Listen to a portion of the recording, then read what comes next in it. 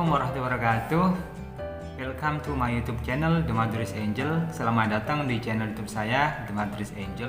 Berbicara tentang leksografi ini merupakan cabang dari linguistik yang sangat menarik dan menantang. Saya katakan menarik dan menantang karena leksografi ini merupakan bagian dari ilmu linguistik yang bersifat applied atau application, atau dalam bahasa Indonesia kita menyebutnya sebagai terapan. Selain itu, berkecimpung dalam bidang leksografi, tidak hanya kita harus paham teori leksografi, tapi juga harus paham beberapa teori lainnya yang berhubungan dengan linguistik, seperti misalnya teori morfologi, teori semantik, teori sinteks, teori sosiolinguistik, dan teori dialektologi, dan tentu saja teori-teori lainnya yang bermanfaat untuk menunjang karya kita di bidang leksografi.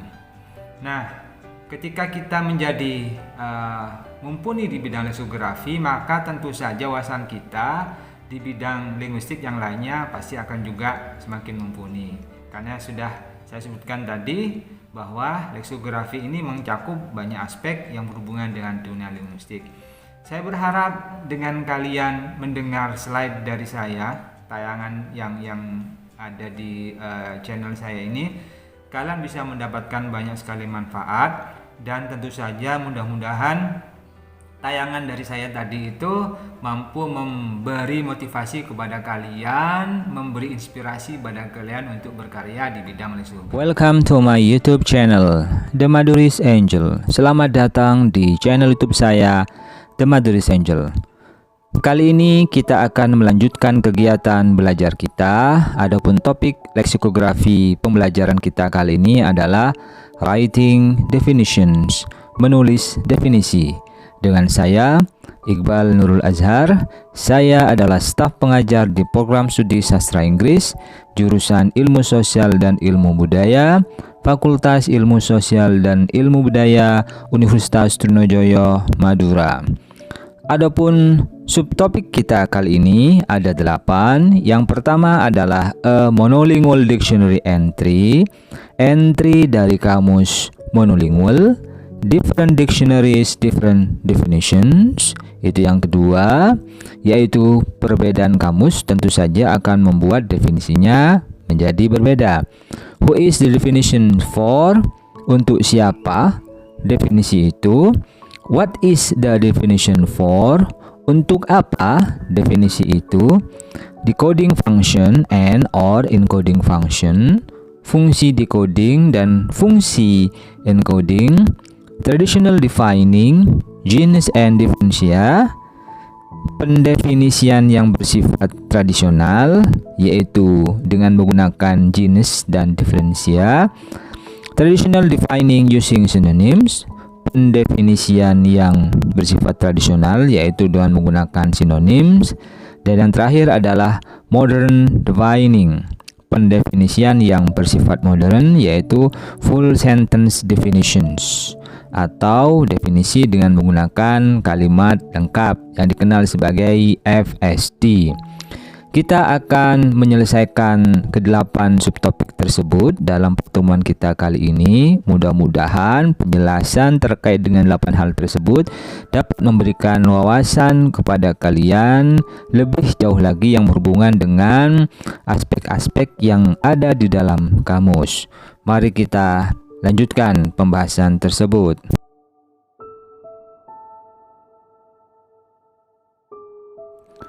A monolingual dictionary entry kamus monolingual.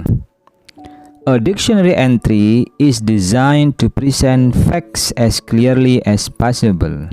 Entry dari kamus itu oleh kamus didesain sedemikian rupa untuk menyajikan fakta sejelas mungkin. It must take account of the needs and skills of the kind of people expected to be using the dictionary based on the user profile. Apa yang ada di dalam entry kamus itu harus mempertimbangkan banyak hal, seperti kebutuhan, kemudian yang kedua adalah kemampuan dari orang-orang yang diharapkan menggunakan kamus itu. Tentu saja dengan mencari pola-pola profil dari pengguna yang diharapkan untuk menggunakan kamus itu. A consistent approach to the structure and content of the entries is essential, or users will simply give up. Pendekatan yang sifatnya konsisten, yang berhubungan dengan struktur dan konten dari entry itu sangat penting. Kenapa demikian? Jika tidak demikian, maka pembaca itu akan merasa bosan, merasa bingung, dan pada akhirnya menyerah untuk menggunakan kamus itu karena dianggap kamus tersebut tidak konsisten dan membingungkan. Different dictionaries, different definitions. Perbedaan kamus tentu saja akan menyebabkan definisi. Different dictionaries often define the same concepts in very different ways. Kamus-kamus yang berbeda itu kadang-kadang mendefinisikan konsep yang sama dengan cara yang berbeda. Nah, selanjutnya adalah who is the definition for? Untuk siapa definisi itu? Saya ambil contoh di situ ya. Ada kata backhoe di sini. Backhoe ya. Mungkin kalian, beberapa di antara kalian paham ya kata backhoe. Tapi kalau di tempat saya, kata backhoe itu seringkali diucapkan dengan kata bego. Ya, bego. Ini sejenis kendaraan guys ya. Kendaraan spesial yang memang fungsinya itu juga spesial atau khusus. Nah, kalau kita melihat dari definisi backhoe tadi, ada 3 kamus ya yang mendefinisikan backhoe dengan cara yang berbeda. Misalnya gini ya, kita lihat ada Collins, ada Cambridge, dan yang terakhir adalah Merriam-Webster di situ. Kita bahas satu persatu ya. Di backhoe ya, kata backhoe yang ada di Collins di situ, informasinya itu terkait dengan apa itu ya. A backhoe is a large vehicle which is used for moving large amounts of earth. Ya, backhoe adalah sejenis kendaraan yang dipakai untuk memindahkan sejumlah tanah ya. Ya, berarti alat yang dipakai untuk memindahkan tanah. Nah, ini mungkin bagi orang yang pengalaman ya, bagi orang yang pengalaman paham. Tapi bagi yang pertama kali kenal kata backhoe bingung. Ini yang kayak bagaimana sih? Nah, Collins seperti itu mendefinisikannya ya. Bisa jadi mungkin kurang begitu jelas. Nah, bagaimana kalau kita lihat di Cambridge ya? Cambridge itu jelaskan a large machine for digging and moving earth that consists of a large bucket on the end of an arm attached to a vehicle. Nah, ini lebih jelas ya. Mesin besar yang berguna untuk digging, ya menggali, and moving earth, kemudian memindahkan tanah, that consists of a large bucket, yang di dalamnya terdapat sejenis apa ya, keranjang ya. Saya katakan keranjang mungkin ya. On the end of an arm, ya di ujung dari lengan, ya yang mana lengannya itu attached to a vehicle, melekat kepada kendaraan itu. Nah, berarti ada kejelasan lebih jelas daripada yang didefinisikan oleh Collins. Kalau Collins tadi kan alat yang dipakai untuk memindahkan, tapi tidak jelaskan apa aja yang ada di situ. Nah, kemudian dijelaskan di Cambridge. Bagaimana dengan Merriam-Webster di situ ya? An excavating machine having a bucket that is attached to a rigid bar hinged to a boom and that is drawn toward the machine in operations. Ini sedikit lebih mechanical ya. Sedikit lebih, kata-katanya sedikit lebih sophisticated daripada sebelumnya. Misalnya di situ ada rigid bar, ada hinged to a boom, kemudian ada machine dan seterusnya. Nah, dari sini kita bisa melihat ketiga definisi ini sepertinya memang ditujukan untuk pangsa pasar yang berbeda. Kalau yang pertama mungkin backhoe yang untuk Collins tadi itu untuk orang umum ya. Kalau backhoe yang kedua mungkin orang yang terpelajar. Tapi yang ketiga ini sepertinya orang-orang yang sedikit ngerti tentang kendaraan dan juga tentang mechanical ya. Hal berhubungan dengan mechanical ya.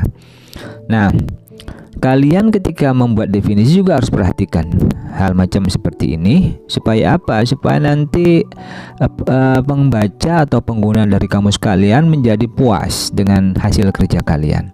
Kalau kalian tidak memperhatikan itu, maka ya bisa jadi mungkin pembaca kalian tidak akan puas dan akhirnya mereka beralih kepada kamus yang lain. Nah, ada keterangan di bawah itu. To evaluate the backhoe definition, you need to consider, is the user a specialist or layperson? Is the user a native speaker? Nah, kalau misalnya native speaker misalnya atau enggak, misalnya apakah dia child or adults or not? Apakah dia itu anak kecil atau orang dewasa atau tidak? Ya, karena ini dua hal ini sangat berpengaruh terkait dengan pendefinisian, guys. Misalnya gini, kalau misalnya specialist, seorang yang spesialis, jangan diberi definisi yang umum, malah jadi bingung nanti. Butuhnya itu berbeda.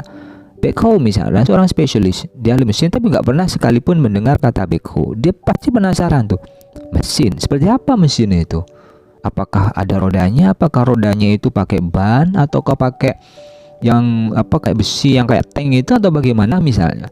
Terus apakah fungsinya seperti apa, karena di situ disebutkan menggali tanah, bagaimana caranya itu, apakah cuma apa namanya itu dia bannya misalnya ke dalam tanah, terus setelah itu bannya berputar, tanah keluar dari ban atau bagaimana.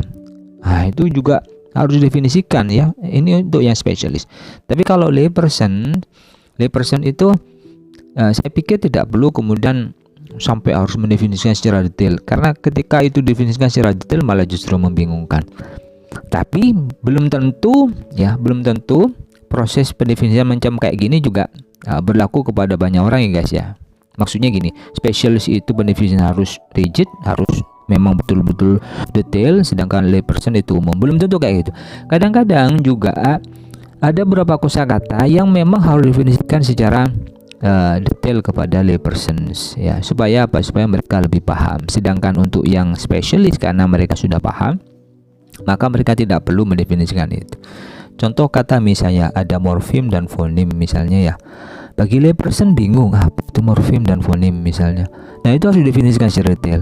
Tapi bagi linguis atau orang-orang yang spesialis dalam kebahasaan, bisa jadi mungkin kesastraan, hal itu tidak perlu didefinisikan, sudah paham itu.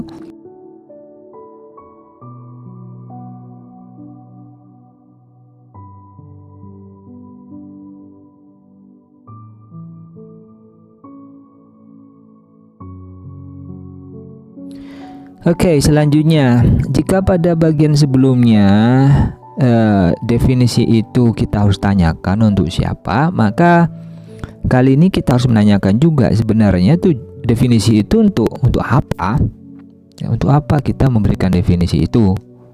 Ya. Nah, ada dua tujuan ya sebenarnya yang apa namanya itu yang ingin dipenuhi ya. Dua tujuannya sebenarnya ingin diselesaikan ya oleh pengguna dari kamus itu. Yang pertama adalah tujuannya sifatnya reference atau decoding. Pengguna itu pengen menggunakan kamus itu dalam rangka untuk apa? Dalam rangka untuk tahu makna dari kata-kata yang susah.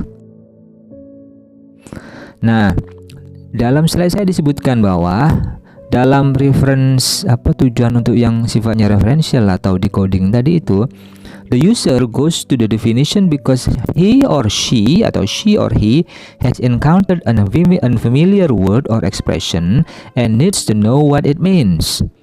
Ya, pengguna itu mereka menjumpai definisi dan mereka pengen tahu ya apa makna dari definisi itu. Ya, tujuan yang pertama adalah itu, pengen tahu.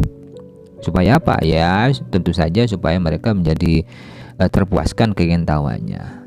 Bisa jadi mungkin supaya paham terhadap satu masalah, paham terhadap satu informasi dan seterusnya. Itu tujuan sifatnya reference atau decode. Tapi ada tujuan yang kedua yang berbeda, yang sifatnya itu adalah produktif atau encode. Kalau decode itu sifatnya reseptif tadi ya. Nah, sedangkan yang kedua itu ya produktif tujuannya. Ini berbeda. Yang pertama reseptif, yang kedua produktif. Ini jadi istilah ini penting ya, definisi ini penting karena bisa dimanfaatkan oleh orang-orang yang mau memproduksi sesuatu, misalnya memproduksi tulisan, memproduksi teks, memproduksi kalimat-kalimat atau memproduksi karya sastra. Di situ disebutkan, di situ the writer wants to write or say something and this involves encoding the meaning that is in his or her head in a way that is natural, appropriate, and effective. Kadang-kadang orang-orang yang berhubungan dengan dunia jurnalistik itu mereka punya ide, tetapi kadang-kadang mereka itu susah untuk mengaktualisasikan ide itu dalam bentuk kata-kata, karena mereka tidak punya stok kata ya untuk bisa menjembatani antara ide dengan kata, sehingga mereka harus konsultasi masalah tersebut kepada kamus untuk meyakinkan bahwa kata yang mereka gunakan atau ide yang mereka masukkan ke dalam karya tulis mereka itu appropriate di situ ya, alami.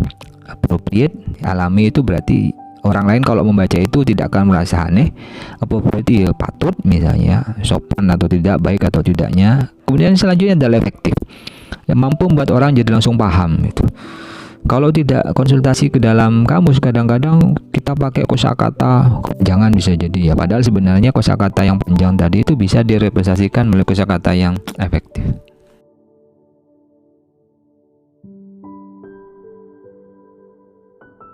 Nah, kita akan melihat bagaimana beberapa kamus itu memberikan definisi yang berbeda-beda yang berhubungan dengan satu kata. Adapun kata yang saya maksud di situ adalah disorientation, kata disorientasi yang ada dalam sebuah konteks ya di sini. Konteksnya adalah first reaction to Dylan's giant new opium museum in the Golden Triangle are confused. Ya, reaksi pertama yang berhubungan dengan museum raksasa yang dimiliki Thailand yang berkaitan dengan opium, katanya itu confused, bingung ya, reaksinya pertamanya itu bingung ya. Kenapa kok bingung di situ? Ada pleasant, ada surprise at cool air after the intense tropical heat, ada senang, terkejut karena kok bisa ya di udara tropis yang panas itu ada suhu yang agak dingin macam kayak gitu. Nah, itu pleasantnya ya, senangnya ya.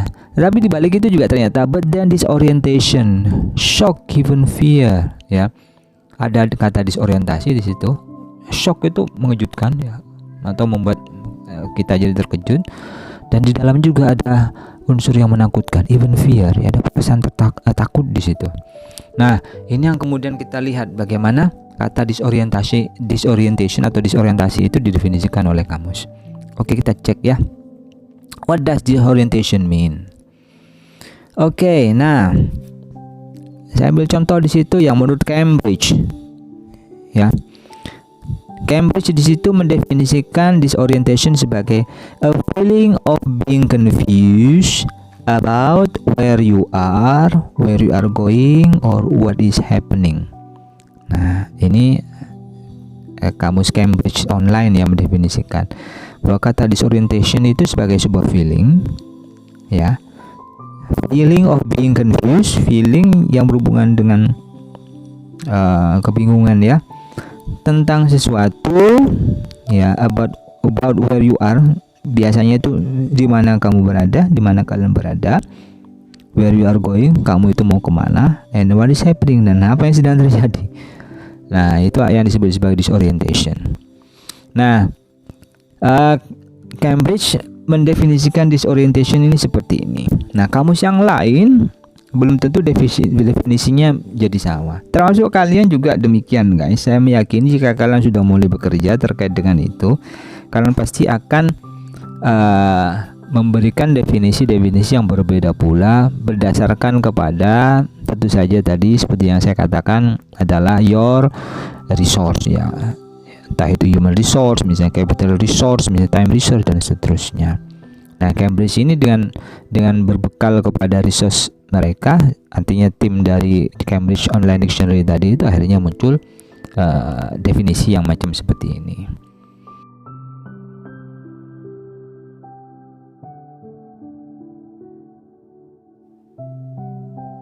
Nah guys, jika orientasi kamus itu adalah hanya untuk decoding function ya, dalam artian hanya sekedar untuk memberikan penjelasan saja kepada pembaca bahwa yang namanya kata disorientation seperti itu, mungkin ini cukup ya. Dalam artian begini, person ini atau pembaca atau pengguna kamus ini ya, mungkin mereka oke, yang disebut disorientation macam kayak begini. Tapi kalau untuk tujuan encoding guys, tujuan produktif itu kurang begitu kurang begitu tajam definisinya itu. Ya itu tadi, karena di dalamnya banyak hal yang belum disampaikan di situ. Kira-kira misalnya kayak a house kah yang memiliki masalah disorientation, a problem kah, a person kah? Karena kalau nggak ada informasi itu, seorang penulis ketika misalnya dia menulis rumah, misalnya my house is, bisa ndak kira-kira kata houseku itu dikasihkan sifat disorientation? Karena nggak susah juga ya. Kemudian apakah problem saya itu my problem is disoriented misalnya, bisa ndak? Kemudian a person that person is disoriented misalnya, bisa ndak? Kan bisa bimbang guys ya. Kalau untuk tujuan encode, definisi yang disampaikan tadi itu masih kurang ya, masih kurang. Harus ada proses penajaman di dalamnya di situ. Kemudian what is an appropriate context, ini juga harus diperdalam. Apakah ini untuk conversation kah, ataukah business report kah, atau academic paper kah? Karena pengguna aktif itu butuh kejelasan terkait dengan ini, supaya nanti ketika dia menggunakan kembali kata disorientation, maka kata-kata yang dia pakai untuk tujuan produktif tadi itu pas ya, pas. Ada lagi misalnya ya, setidak-tidaknya kamu harus menyampaikan itu tadi ya, dua hal tadi itu. Nah, termasuk juga misalnya disorientation in the text misalnya, apakah dipakai di naratif misalnya, apakah kemudian dipakai untuk to describe the feeling of visitors, mendeskripsikan perasaan dari visitor. Nah, kalau misalnya ternyata ada keterangan ya berhubungan dengan kata disorientation, itu merujuk kepada misalnya ada kata ada seseorang yang melihat sesuatu, orang itu bisa jadi punya perasaan itu. Berarti jika saya melihat ada seseorang, kemudian orang itu melihat sesuatu dan punya perasaan macam kayak gitu, bisa ndak saya gunakan di sana? Kalau bisa misalnya karena ada memang petunjuknya di kamus itu, maka dia pasti akan pakai itu. Terus juga apakah itu naratif atau yang lain sih? Ternyata disorientation untuk naratif saja. Maka orang-orang produktif yang memproduksi teks-teks yang non naratif pasti mikir-mikir, jangan-jangan kata disorientation nggak bisa dipakai di teks yang bentuknya bukan naratif. Kan harus begitu. Makanya kalian harus bisa memahami itu untuk tujuan apa kamusmu itu, kemudian juga istilahnya itu untuk ditujukan buat apa? Apakah untuk proses decode saja? Kalau decode tadi definisi kamus tadi sudah cukup. Tapi kalau untuk tujuan encode, nah saya meyakini you have to add more explanations related to the definitions that you already gave ya. Tambahkan definisi yang sudah definisi ya, untuk memperkuat definisi yang sudah kamu berikan tadi itu. Tambahannya itu bisa mengcover tadi itu 1, 2, 3, 4. Yang pertama itu kira-kira hal lain apa yang bisa menggunakan kata disorientation, kemudian konteksnya bagaimana, apakah terus juga selanjutnya ya, apakah dipakai di genre teks yang bagaimana, terus juga apakah juga dipakai untuk menunjukkan perasaan orang yang sedang melihat sesuatu atau bagaimana. Itu tambahkan ya, jadi supaya kamus kalian itu menjadi lebih sempurna. Oke, kita lanjutkan ke proses pendefinisian guys, aliran-aliran pendefinisian. Nah, ini yang saya sukai ya dari materi ini, karena di dalamnya terdapat pembahasan berhubungan dengan aliran pendefinisian. Saya berharap kalian bisa menggunakan salah satu atau salah dua. Mudah-mudahan semuanya bisa kalian gunakan dalam rangka untuk membuat kamus kalian menjadi lebih baik. Ya, kita bicarakan yang pertama ya, proses pendefinisian pertama, yaitu adalah cara yang sifatnya traditional defining dengan menggunakan genus and differentia. Caranya adalah kalian berpegang teguh kepada genus dan differentia. Jadi ketika mendefinisikan, kalian harus tahu jenisnya apa. Jenis itu kalau saya katakan itu adalah taksonomi yang sifatnya lebih besar ya. Kalau kita merujuk kepada materi sebelumnya, ini saya merasa bahwa ini cocoknya itu ke arah hypernym ya, hypernym. Nah, sedangkan diferensia itu adalah hyponymnya. Ya, jadi ada yang umum dan khususnya, ada payungnya dan salah satunya ada penjelasnya. Kalau di situ genus dan diferensia definisikan seperti ini ya. Genus expression, a subordinate term or kategori. Nah, ini adalah subordinate, term subordinate yang berada di atas ya, atau sebuah kategori. Sedangkan diferensia di situ didefinisikan sebagai discriminators, distinguishing this member of the category from all others. Jadi ada kriteria misalnya atau subordinate ya, tapi kan subordinate-nya terlalu umum, harus didefinisikan supaya yang dimaksud ini nih ini ya, tidak kemudian terlalu gelambiar, terlalu umum gitu. Akhirnya bingung membedakan kata ini refernya kemana, ke itu apa yang ini. Nanti saya kasih contohnya ya, saya maksud di situ ya supaya kalian tidak bingung. Contoh misalnya ada surgeon di situ ya, surgeon. Nah, jenisnya adalah doctor. Surgeon itu adalah dokter ya, surgeon adalah dokter. Nah, tapi kan dokter banyak kan, terlalu umum ini. Ada dokter yang berhubungan dengan saraf, dokter yang berhubungan dengan penyakit dalam kan gitu kan, ada internis misalnya, terus ada apa ya, general dokter misalnya, terus ada dokter yang berhubungan dengan patah tulang misalnya, ortopedi ya, terus dokter yang berhubungan dengan saraf misalnya, dan seterusnya. Nah, jenis tetap dimasukkan dokter, tapi harus ada diferensianya ya, pembedanya, yang kemudian dengan pembeda itu orang jadi tahu yang disebut surgeon itu adalah itu. Nah, ini cara ini dilakukan di Oxford Advanced Learners Dictionary 8th edition ya, 2010. Nah, a doctor who is trained to perform surgery, dokter yang terlatih atau dilatih untuk melaksanakan operasi. Jadi kalau di sini sudah langsung kelihatan, dokter bedah ini yang disebut sebagai surgeon. Oke. Nah, itu cara definisi yang pertama ya, genus and differentia.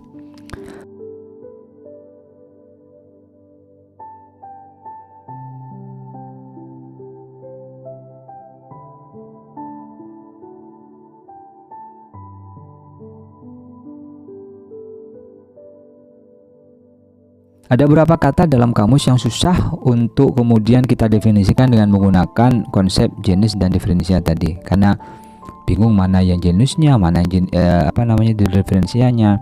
Nah, cara yang kedua adalah dengan menggunakan sinonim. Saya ambil contoh di sini, ada sebuah kata kin ya. Kin itu kalau pakai cara pendefinisian pertama itu jenis dan diferensinya kan susah. Ini kira-kira gimana ya? Nah, susah juga kan membedakan kan ya antara kin, apalagi kin itu kan sejenis sifat. Nah, itu mungkin jenisnya, tapi diferensinya apa? Bingung. Nah, kita bisa menggunakan sinonim tadi itu. Nah, kin di situ kita cari sinonimnya, ketemu ya, misalnya sharp, vivid, strong, kemudian diambil konteksnya, his entire body hungered for keen sensation, seluruh tubuhnya itu dahaga untuk sensasi yang bersifat. Nah, ternyata keen itu mirip dengan tajam, kita bisa artikan sebagai sensasi yang tajam, sensasi yang luar biasa. Nah, cara macam kayak gini ini ada di American Heritage Dictionary ya, on the 4th editions ya, kamus American Heritage Dictionary tahun 2000 menggunakan sistem sinonim untuk mendefinisikan kata. Nah, ada catatan di situ, only words when definitions and definendums are semantically identical. You boleh menggunakan cara ini, pakai sinonim ini, andai kata head words atau lemanya tadi dengan penjelasnya tadi yang you ambil dari sinonim tadi itu secara semantik identical. Tapi kalau tidak identical, jangan guys ya, nanti pembaca, pengguna kamus akan jadi bingung. Soalnya apa? Kalian pikir sinonim, bagi mereka malah bingung, ini maksudnya apa? Misalnya, saya ambil contoh misalnya, jika kemudian kalian ambil big ya, big, oke. Kemudian kalian ambil kata misalnya menurut kalian sinonim, misalnya vast misalnya, itu mungkin sinonim tetapi secara ukuran lebih besar vast ya. Nah, akhirnya orang jadi bertanya-tanya, ini yang bener yang mana? Kok kayaknya nggak cocok kita terlalu big dengan vast. Kalau vast itu kayaknya besarnya luar biasa, sedangkan big itu ukurannya ya kok kecil. Nah, jadi hati-hati ya menggunakan sinonim tadi. Pastikan sinonim tadi itu identical. Oke. Selanjutnya ada modern defining atau pendefinisian dengan menggunakan cara yang modern. Kita kenal sebagai FSD, full sentence definitions. Nah, full sentence definitions ini dikenalkan oleh Cobell Dictionary mulai tahun 1987. Jadi definisinya itu tidak dalam bentuk tadi sinonim, terus tidak dalam bentuk apa tadi yang kedua, yang pertama tadi itu masih ingat enggak, genus and differentia, tapi dalam bentuk memberikan contoh. Nah, dalam kalimat ya, misalnya di situ ada kata confide. If you confide in someone, you tell them a secret. Langsung kasih contoh. Oh, ternyata jika saya mengconfide, maka saya itu menceritakan kepada mereka itu sebuah rahasia. That's the so-called confide. Nah, akhirnya orang jadi paham. Oh, oke lah, saya tidak paham kata confide, tapi maknanya kayak begitu karena dalam konteksnya sudah jelas. Nah, ini yang menjadi tren zaman sekarang guys ya. Dalam kamus-kamus yang baru-baru ini, model full sentence definitions ini banyak sekali dipakai. Kalau dulu kan masih jenis differentia kemudian sinonim, sekarang sudah muncul ke full sentence definitions karena langsung contoh to the point gitu. Jadi penjelasnya dalam bentuk kalimat sekaligus juga dalam bentuk contoh, akhirnya clear. Oke. Nah, use systematically in all Cobell dictionaries. FSD ini digunakan dalam Cobell secara sistematis, sehingga kalau kalian ketemu misalnya sebuah kamus nggak ada covernya, ternyata pakai cara ini, nah kalian bisa mereka-reka, oh itu adalah kamus Cobell. Ini adalah ciri pembeda dari Cobell ya. Oke. And then use selectively in several other pedagogical dictionaries. Nah, macam kayak begini ternyata di kamus yang lain digunakan secara selektif ya, tidak semuanya tetapi secara selektif. Contoh misalnya LDOCE dictionaries, misalnya ada Medal dictionaries, ada Cal dictionaries dan seterusnya. Oke.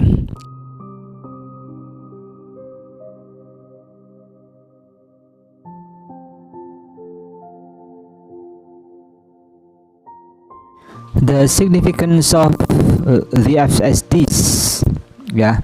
Jadi ini adalah nilai lebih ya dari FSD.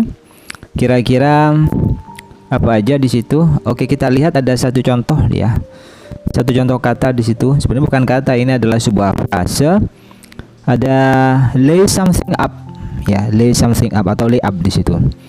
Nah, frase ini diartikan atau didefinisikan oleh Oxford Advanced Learners Dictionary 4th edition. Di situ disebutkan di situ. Apa itu lay something up? Ya, cause something to stay in bed, not be able to work, etc. Menyebabkan sesuatu untuk tinggal di atau berada di atas tempat tidur, kemudian tidak mampu untuk pergi bekerja. Jadi begitu. Lay something up. Nah, ini agak sedikit membingungkan bagi saya ya. Kira-kira apa ya maknanya ya? Titik-titik tiba-tiba muncul ada kata cause. Oh, jangan-jangan lay something up itu adalah merupakan penyebab dari tinggal atau berada di atas tempat tidur dan seterusnya. Agak kurang jelas ya bagi saya. Tapi mungkin bagi kalian bisa memahami itu, tapi bagi saya mungkin kurang sempurna ya, atau kurang begitu pas. Nah, tapi ini agak sedikit berbeda dan menarik ya. Di kamus Cobell 3rd edition, lay something up itu didefinisikan langsung dengan menggunakan full sentence definitions. Definisinya dalam bentuk sebuah kalimat, yang mana kalimat itu selain menjelaskan terkait dengan definisi, juga memberikan konteks. If someone is laid up with an illness, the illness makes it necessary for them to stay in bed. Nah, jika seseorang itu laid up, ya disebabkan karena penyakit, maka penyakit itu yang membuat mereka itu akhirnya ya harus tinggal di apa namanya itu, di tempat tidur. Nah, kira-kira apa ya? Ya. Nah, kalau saya menerjemahkan dari konteks ini lebih bisa ya daripada dari yang pertama ini. Saya mungkin kalau menerjemahkan dalam bahasa Indonesia, mananya mungkin rebahan, atau mungkin kalau leye-leye ndak ya, telentang atau apapun ya, rebahan atau tertidur. Tapi prosesnya di sini kayaknya tidak hanya sekedar rebahan begitu saja ya, tapi rebahan yang disebabkan karena faktor sakit ya. Ini lelap ya. Oke. Nah, di situ disebutkan dalam slide saya, the Kobil version is superior in every way. Saya merasa bahwa Kobil di sini ini memang lebih unggul ya dari banyak hal ya, jika saya bandingkan dengan Oxford Advanced Language Dictionary. Misalnya apa yang lebih unggul? It reads like normal prose. Karena definisinya ini kalau dibaca itu mirip seperti kalimat biasa atau prosa biasa ya, tuturan biasa ya. Coba yang di atas itu kan kayak a natural formula, to cause someone to ya, cause someone to menyebabkan sesuatu, apa sih yang menyebabkan. Tapi kalau di situ kan jelas kalimat, if someone is laid up with an illness, the illness makes it necessary for them to stay in bed. Ini sebuah kalimat, padahal itu adalah definisi.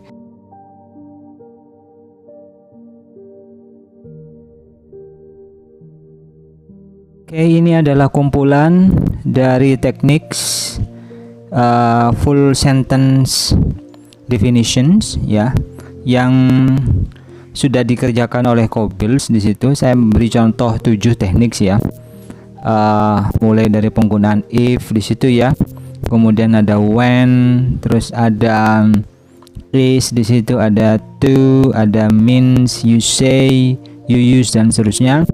Nah, ini adalah cara-cara yang bagi saya ini cerdik sekali, yang mana para lexicographers dari Kobil Dictionaries itu menggunakannya itu untuk mendefinisikan kosakata mereka.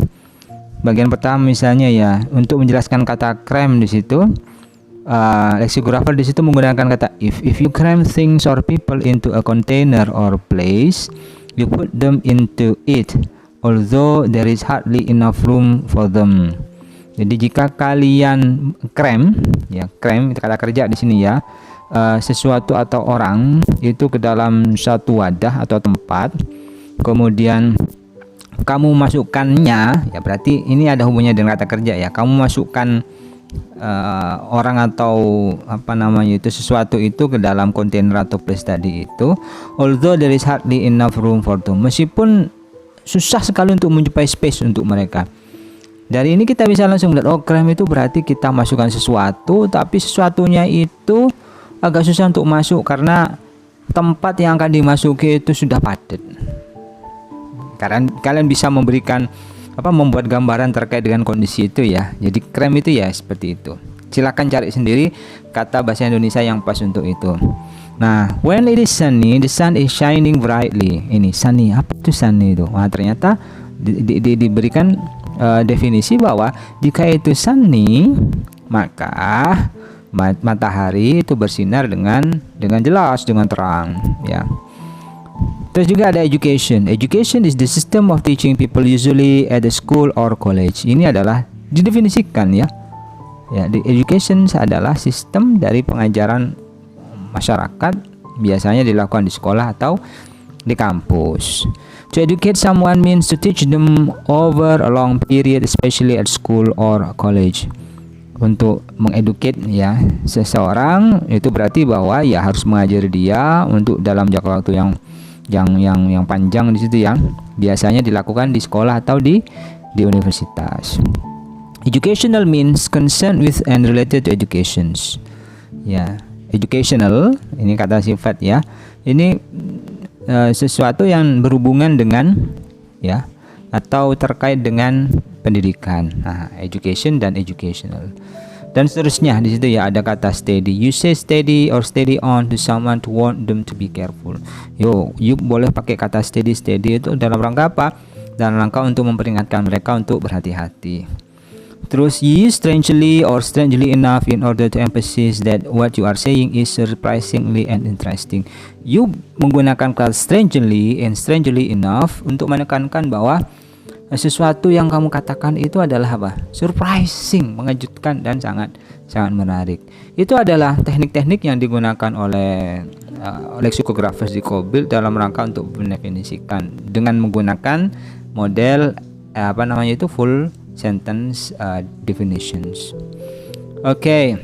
Ini ada, coba kita lihat perbandingkan ya antara Oxford's Advanced Learners Dictionaries dengan Cobalt ya dictionaries ya. Verb di situ sama-sama verb, tapi cara mendefinisikannya agak berbeda ya. Contoh misal Oxford's di situ ya. Merge, kata merge. Apa itu merge? To combine or make two or more things combine to form a single things. Menyatukan, terus apa? Mengkombinasikan beberapa hal menjadi satu single thing, satu kesatuan. Nah, kira-kira ini masih kurang begitu memuaskan bagi saya ya. Coba kita cek di situ yang bawahnya ini. If one thing merge ya, if one thing merges with another, jika satu hal itu merges dengan satu hal yang lain, or is merged with another, they combine, mereka menyatu, or come together to make one whole things, menjadi satu kesatuan yang utuh. Nah, ini sepertinya lebih memuaskan yang kedua ya. Nah, silakan kalian menggunakan cara SFD misalnya FSD ya, full sentence definitions, atau cara-cara yang lain. Tapi kalau ngelihat trennya, saya menyarankan kepada kalian, jika kalian ketemu satu kata yang mana susah untuk didefinisikan dengan menggunakan jenis, kemudian diferensia, kemudian susah untuk menemukan sinonimnya, saya menganjurkan kalian menggunakan tadi itu FSD ini, full sentence definitions. Oke, contoh begini ya. Which one is better? Bedakan antara FSD dengan yang lain ya. Ada kata merge, to combine or two more business into one. Tapi ini, if one business merges with another or is merged with another, they combine or come together to make one whole business. Kira-kira lebih keren mana? Lebih jelas mana? Silakan kalian yang menentukan.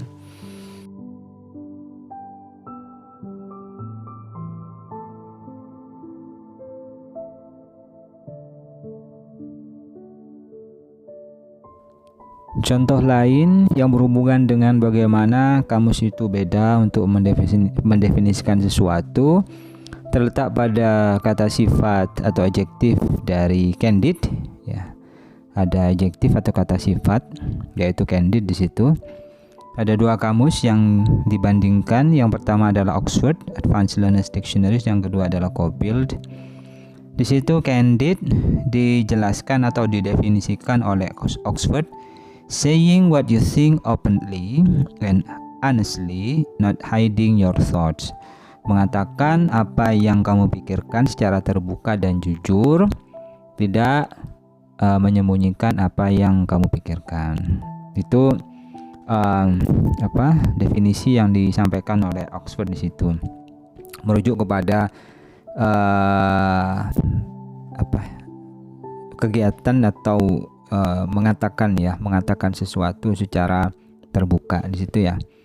Sedangkan Cobalt itu langsung mendefinisikan adjektif candid tadi itu dalam sebuah kalimat ya. When you are candid about something, ini kan kalimat sebenarnya, tapi juga mengandung definisi. When you are candid about something or with someone, you speak honestly. Jika kamu itu bersikap candid tentang sesuatu ya, or with someone, atau dengan seseorang, you speak honestly, kamu akan berkata dengan jujur. Jadi dua-duanya ini bisa diterima.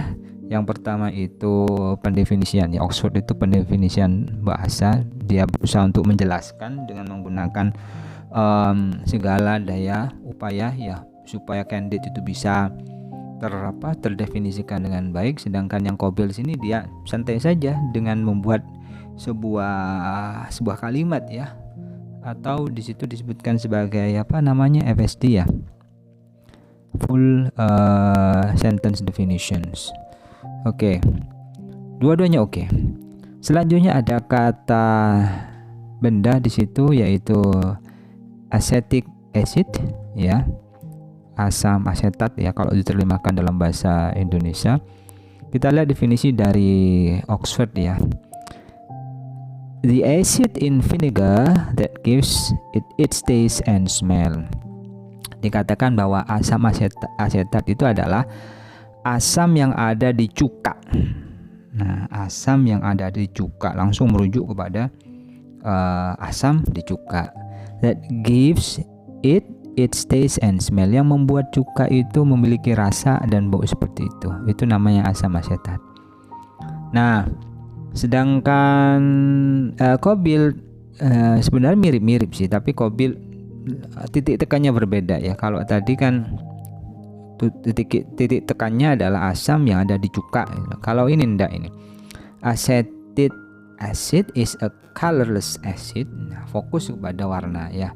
Asam yang tidak memiliki warna ya, sejenis asam yang tidak berwarna.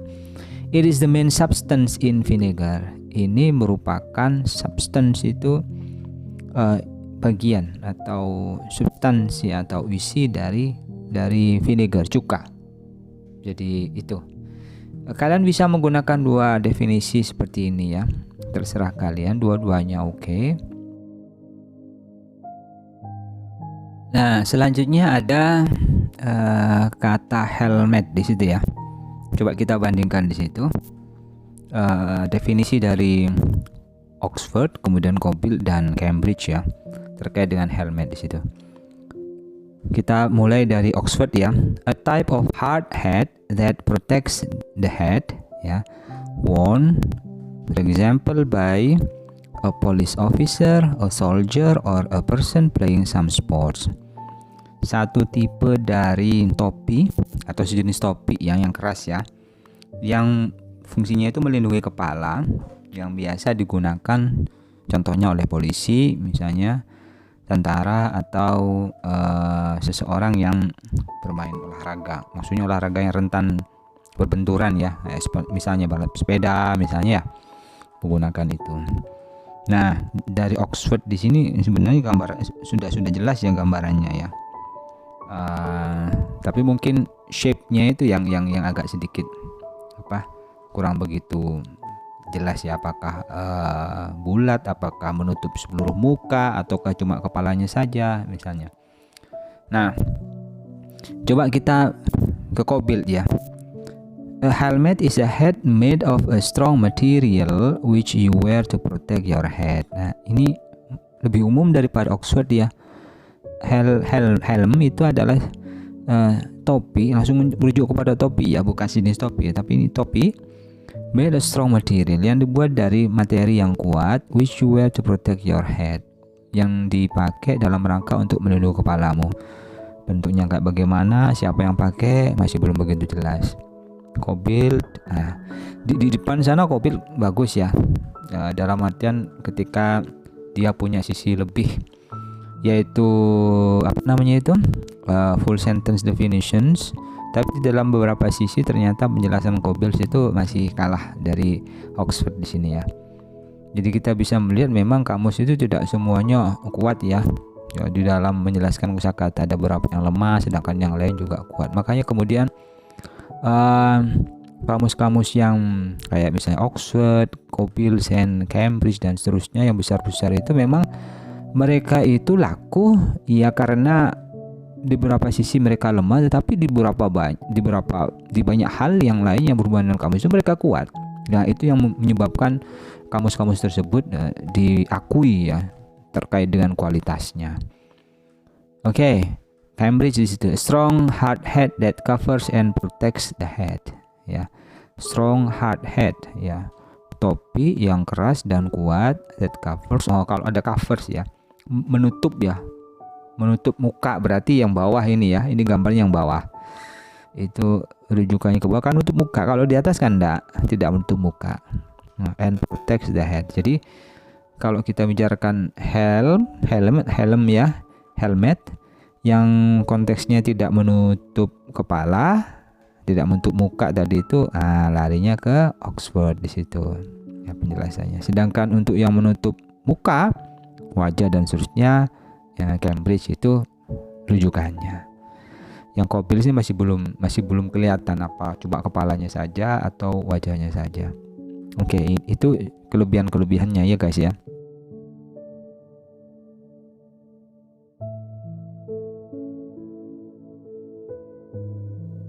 Kalian harus aware ya. You have to be aware with that. When writing a definition, the question is, jika kalian menulis definisi, pertanyaan adalah ya, ini yang not ya, does this work for lexicographers? Ini not ya, sekali lagi, jangan kalian kemudian menanyakan begini, does this work for lexicographers? Terus jawabnya yes. Jangan lo ya, hindari kalian suatu ketika mengetes kamus itu, kemudian fokus kepada definisinya, kemudian kalian menanyakan definisi itu, definisi ini kira-kira ini untuk siapa sih yang paham ini? Apakah lexicographers? Apakah yang lain? Kalau jawabannya ini yang paham kayaknya lexicographers saja, maka no, you cannot do that ya. Kalian tidak bisa begitu. Yang betul itu adalah yang kedua, does it work for users? Apakah definisimu itu bekerja atau dipahami oleh users atau bermanfaat bagi users? Kalau jawabannya yes, lanjutkan ya. Justru ingat, kamus kalian itu adalah kamus untuk dipakai orang ya, users. Bisa dipahami ya, bukan hanya untuk dirimu saja atau kalian atau lexicographers. Kalau untuk lexicographers, buat apa kalian buat kamus? Ya, buat apa kalian buat kamus? Kamus itu untuk dinikmati banyak orang, dan oleh sebab itu maka semua hal yang berhubungan dengan itu harus bisa dipahami oleh orang banyak. Jangan hanya lexicographer saja yang paham. Nah, ada lagi yang kedua, misalnya ya, do you need a picture to make definition clear? Apakah kalian butuh gambar untuk membuat definisi itu lebih jelas? Kalau butuh gambar, sudah, kalian harus usahakan ada gambar. Tapi kalau tidak butuh gambar, misalnya ya, tapi kalian tetap memaksa untuk ada gambar, akhirnya jadi sia-sia, malah kesannya enak, kesannya aneh ya. Wah, ini loh sudah bisa dijelaskan, misalnya ya, dijelaskan dengan kata-kata, kenapa harus ditambahin gambar? Akhirnya jadi kayak redundant di situ ya. Ada hal yang sia-sia di situ. Ya, pastikan kalau misalnya memang benar-benar butuh gambar kayak abacus tadi itu. Abacus kan tidak banyak orang tuh tahu. Nah, kalau sudah ketemu gambar, kayak begitu, oke, itu bagus. Tapi kalau Apple misalnya ya, yang mana buah itu terkenal di seluruh dunia, yang mana ya hampir 2/3 orang di dunia pasti tahu Apple ya. Kalau kalian tambahkan gambar jadi aneh kesannya guys. Iya, bener-bener aneh. Kecuali kalau buahnya itu spesifik tumbuh di satu daerah misalnya. Contoh di Madura atau di Bangkalan misalnya, yang mana buah itu belum tentu bisa dijumpai di daerah lain, apalagi di Amira. Contoh ya buah duet misalnya, dua misalnya, orang Madura bilangnya dua ya. Atau rambusa misalnya, tempat lain belum tentu ada itu. Nah, itu harus dikasih gambar. Tapi kalau buah-buah umum misalnya orange misalnya, yang mana di tempat lain banyak, tidak usah dikasih gambar, sia-sia. Okay, you have to bear in your mind about that.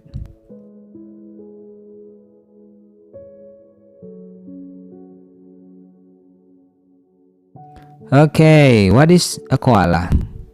Nah, assume that you have never seen a koala and you only rely on the following definitions and pictures. Coba asumsikan bahwa kalian tidak pernah melihat koala. Kalian kemudian ketemu definisi ya yang tidak ada gambarnya. Kira-kira kalian paham enggak ya? Coba definisinya ini dari Oxford ya. An Australian animal with thick gray fur, large ears and no tail. Koalas live in trees and eat leaves. Sebuah ya hewan atau sejenis hewan ya Australia yang memiliki rambut kelabu di situ ya, rambut abu-abu, kemudian large ears, kuping yang besar, and no tail, tidak punya ekor. Koalas live in trees and eat leaves. Koala itu tinggalnya di pepohonan dan memakan dedaunan. Kira-kira kalian bisa paham enggak ya, bisa enggak membayangkan ini? Andai kata kalian tidak pernah tahu koala. ukurannya gimana? Nah ini juga ya, karena tidak ada ukurannya, bisa jadi mungkin kalau membayangkan hewan yang ukurannya kecil kayak tikus atau kayak semut ya, atau besar kayak gajah atau beruang. Nah kalau sudah ketemu masalah seperti ini, konteks kayak begini guys, sepertinya gambar itu harus dimasukkan ya. Nah kalau sudah dimasukkan kan enak guys, macam kayak gini ya. Ada penjelasan: an Australian animal with thick gray fur, large ears and no tail. Koala lives in trees and eat leaves. No kan? Kalau sudah ada gambarnya kan enak tuh. Koala also koala bear. Sehingga kalian yang membayangkan kanguru misalnya macam kayak gitu, nggak ini sudah nggak mungkin ya. Kalau sudah ada gambarnya itu, oh ternyata kayak gitu ya, pasti akan langsung paham ya bedanya dengan yang lain, apalagi dengan kanguru ya. Tapi kalau kalian tidak dibantu dengan gambar, bisa jadi wujudnya yang dibayangkan kalian malah kanguru ya, sama-sama dari Australia kok ya. Oke.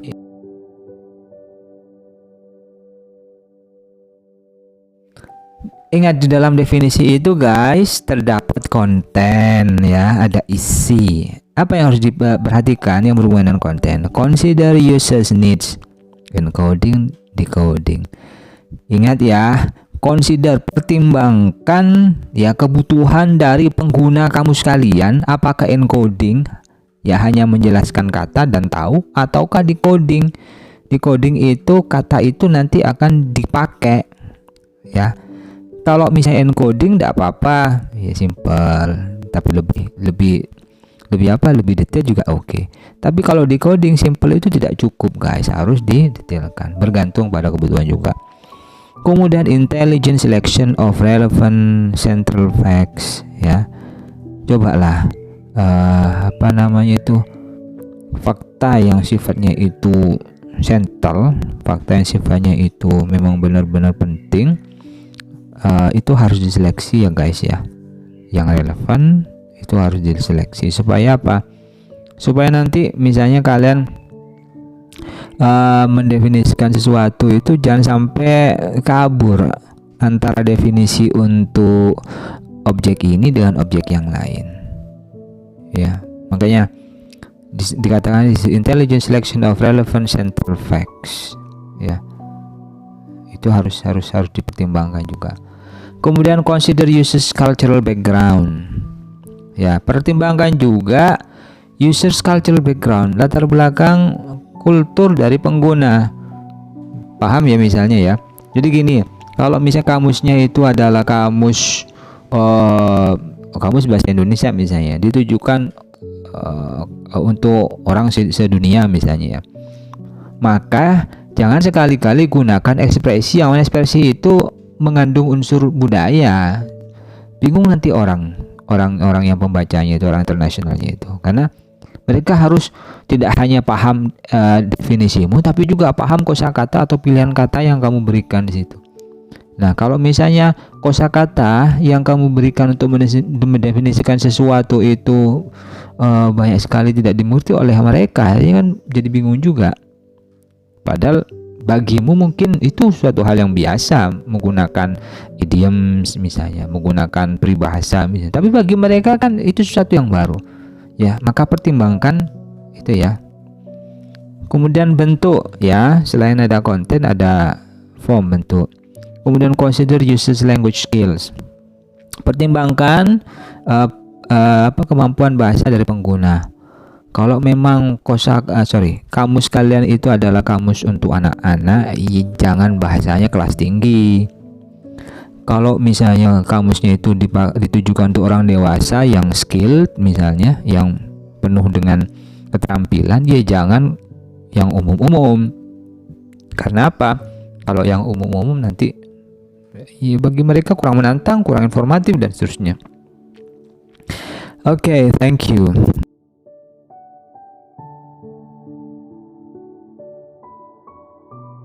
Kembali lagi ketemu dengan saya. Bagaimana tadi tayangan dari saya tadi yang berhubungan dengan geografi? Keren kan? Mudah-mudahan tayangan tersebut mampu membuat kalian menjadi termotivasi kembali untuk belajar linguistik dan tentu saja untuk menggali lebih dalam lagi hal-hal yang berhubungan dengan leksikografis. Ingat, pada mulanya mungkin kalian akan kesulitan untuk belajar leksikografis karena ada banyak sekali aspek yang harus kalian kuasai. Tapi seiring dengan waktu, ketika kalian enjoy dan sudah mulai menemukan kunci dari pengetahuan leksikografis, saya yakin kalian pasti akan bisa menelurkan karya-karya yang fenomenal. Saya tunggu karyanya guys ya, dan semoga sukses di dunia leksikografi. Assalamualaikum warahmatullahi wabarakatuh.